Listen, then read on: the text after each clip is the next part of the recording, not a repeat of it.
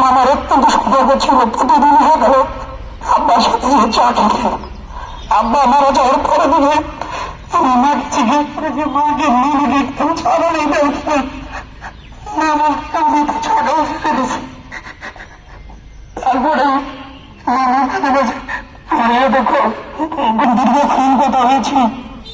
মামাকে আমি পরামর্শ দিয়েছি যে রাত হোক যখন হোক আমাকে আপনি জানাবেন, যে কোনো সময়ে আপনি সরাসরি ঢাকা চলে আসবেন, চিকিৎসা নেবেন।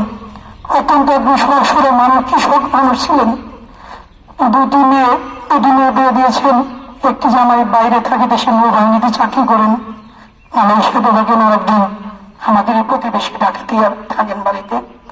তবে মামার কাছে কেউ যদি কোনো টাকা পয়সা পেয়ে থাকেন যোগাযোগ করবেন, ইনশাল্লাহ যত সাধ্য আমরা চেষ্টা করব পরিশোধ করতে। উনি যদি কোনো মনের অজান্তে কারো কষ্ট দিয়ে থাকে সেটি আমাদের পক্ষ থেকে আমরা গণসুন্দর দৃষ্টিতে দেখবেন। আমরা মামার পক্ষ থেকে আপনাদের কাছে ক্ষমা চাই। মামার জন্য দোয়া করবেন, মামা যেন সামনে বসে আপনার সর্বোচ্চ জীবনে আরম্ভ করতে পারে। আমাদের পরিবারের একজন গার্জেন ছিলেন, তিনি চলে গেলেন আমাদের কাছ থেকে। আমাদের